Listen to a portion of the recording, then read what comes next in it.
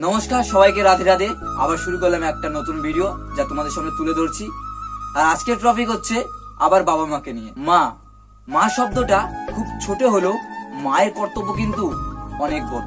আর বাবা কথাটা কিন্তু খুব দুটো অক্ষরের, বাবার কর্তব্য কিন্তু অনেক বড় থাকে একটা পরিবারে।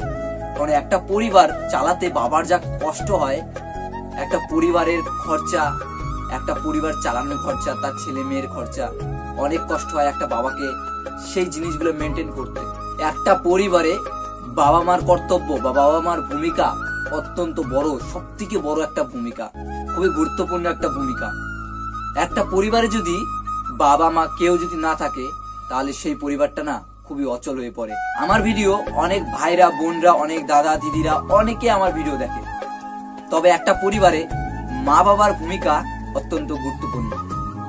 এই ভিডিওটা যে যেখান থেকে দেখছো বা যারা যারা দেখছে, তারা হয়তো অনুভব করে বা তারা হয়তো জানে যে মা বাবার ভূমিকাটা একটা পরিবারে কতটা দামি বা কতটা বড় একটা ভূমিকা।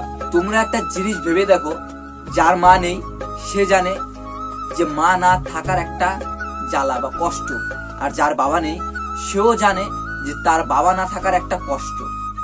তাই একটা পরিবারে বাবা মার ভূমিকা সব থেকে গুরুত্বপূর্ণ। যদি একটা পরিবারে বাবা মা থাকে, তাহলে সেই বাবা মার কর্তব্য থাকে তার ছেলে মেয়েদেরকে ভালো করে পড়াশোনা করানো, ভালোভাবে একটা মানুষের মতো মানুষ তৈরি করা।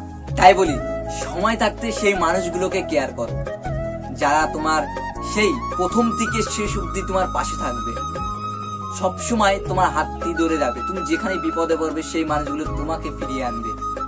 তারাই হলো কে জানো? তারাই হলো বাবা মা। তাই বাবা মাকে সবসময় ভালো রেখো। মা বাবাকে কখনো কষ্ট দিবে না, মা বাবাকে কখনো ছেড়ে যাবে না কোথাও। কারণ মা বাবা হচ্ছে সেই মূল্যবান জিনিস যা হারিয়ে গেলে কোনোদিনও পাবে না, শত চেষ্টা করলেও পাবে না। মা বাবা নয়, শুধু নিজের পরিবারের প্রত্যেকটা সদস্য যদি একবার হারিয়ে যায়, তাকে কোনোদিনও পাবে না। কথাটা মিলিয়ে দেখো, মানুষ আজ আছে কাল নেই। বন্ধুরা, যদি আমার কথাগুলো তোমাদের ভালো লাগে, তাহলে অবশ্যই আমার পাশে থাকবেন, আমাকে একটু সাপোর্ট করবেন। আপনাদের কাছে আর কিচ্ছু চাই না, শুধু একটু সাপোর্ট চাই। আমার চ্যানেলটিকে সাবস্ক্রাইব করে বেল আইকন অন করে রাখো, যাতে আমার পরবর্তী ভিডিওগুলো তোমরা আগে দেখতে পারো এবং কমেন্ট করতে পারো। আমি আরো অনেক এরকম ধরনের মোটিভেশনাল, এরকম ধরনের ভিডিও নিয়ে আসবো তোমাদের সামনে, যাতে তোমরা দেখতে পারো। ধন্যবাদ, রাধে রাধে। আমি এখানে শেষ করছি আমার এই মনের কিছু কথা, যা তোমাদের সামনে তুলে ধরলাম। ধন্যবাদ সবাইকে আমার ভিডিওটি দেখার জন্য। রাধে রাধে।